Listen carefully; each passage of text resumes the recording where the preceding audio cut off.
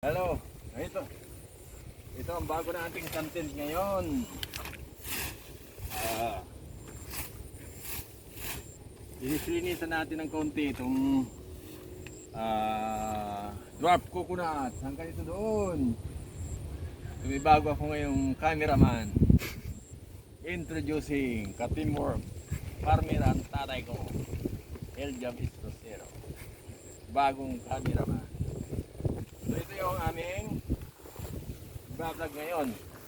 Ito yung dwarf. So habang pinapalaki yung dwarf na coconut, meron ako tinanim na saba lakatan. Para habang naghihintay ng coconut, meron tayong lakatan. So,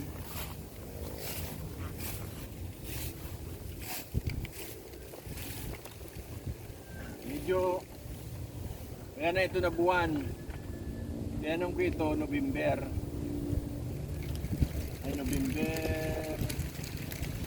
November, last week of November. Bali, ilang buwan na to?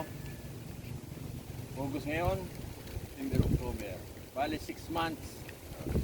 Kung hindi masyado na kinain ng kambing, ganyan nakataan. So, hoping after 3 years, mamunga na daw ito. So,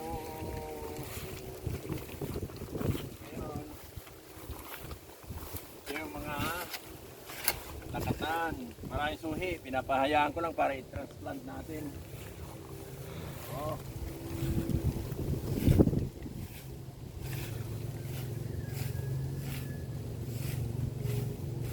Lilinisin natin ang konti kasi bukas aabunahan namin ito. So, kukuha kami ng abono bukas. So,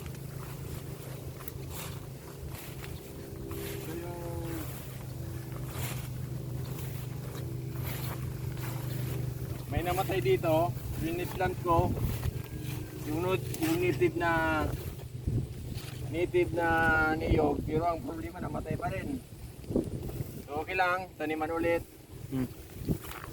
So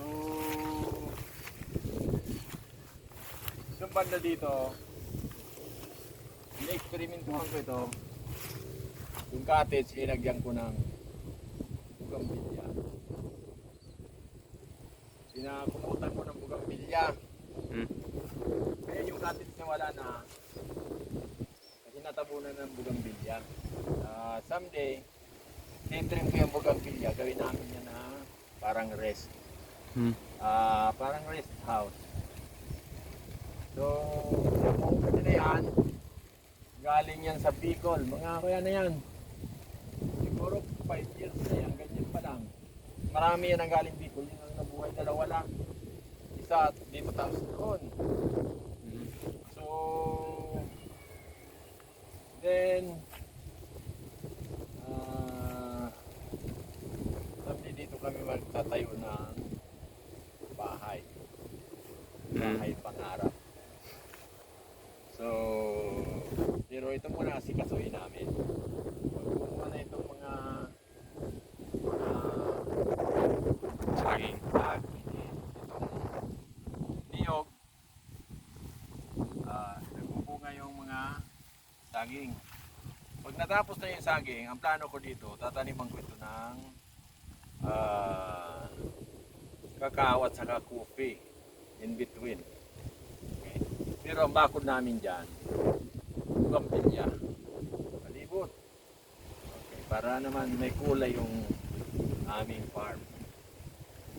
So, ngayon, ito muna ang ginagawa namin. I-increase ng konti, mag-abuno.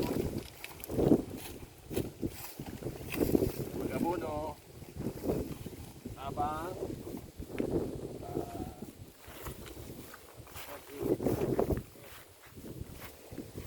so, ang problema, yung topography dito, di ba tinaniman ko ito ng papaya? Kaya mga puntod dito, puntod. Yung medyo kanal dyan, dyan ko tinanim yung saging. experiment na kung ano mangyayari sa saging pag natubigan, pag tag-ulan. Parang hindi maganda. So siguro nagkamali ako na dito, dapat sana dito ko linagay yung saging. Linagay ko noon dyan kasi pag summer sabi ko dapat patubigan. Pero parang maling strategy. Anyway, hanggang lang naman ito doon, wala pang saging doon. Wala, konti pa lang saging doon. So, yan natin ako. May tubig yung kanalo kasi umulan kahapon ng malakas. Pero kung uminit siya, wala naman yan. So,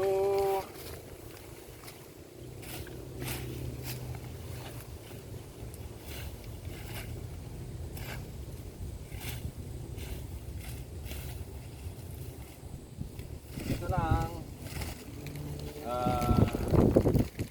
Salamat pala sa mga follower ko sa farmer ang tatay ko. Meron akong 14,000 follower.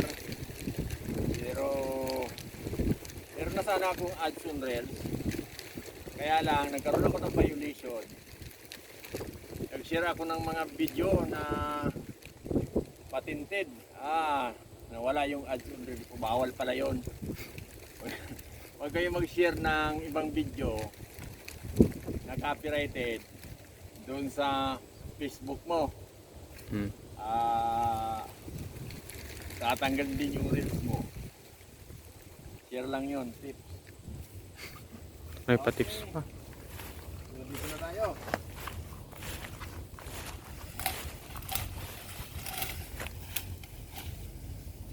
Ngayon, itong mga lakatan na to, galing ito doon, yung suhi doon. Nilagay ko dito.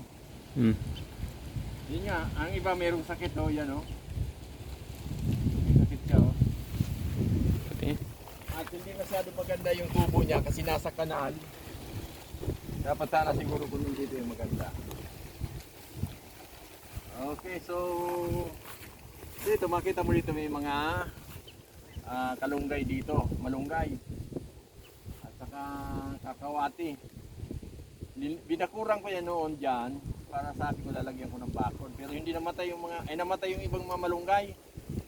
At ilang kakawati ang nabuhay. So, pero anyway, thanks God na mayroong nabuhay. At least mayroon ng puhunan dito. Ito, iniplan ko rin ito. Hindi rin nabuhay oh, parang mamamatay din yung native ito. Hindi ko alam kung bakit namamatayan. Siguro dahil sa tag-ulan na ngayon, hindi niya makayanan yung picture ng ulan. Okay.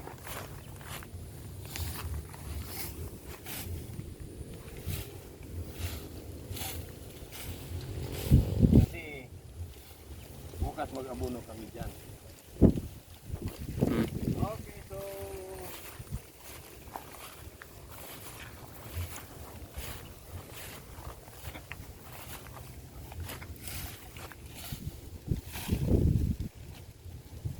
stop mo muna yan tapos ilagay mo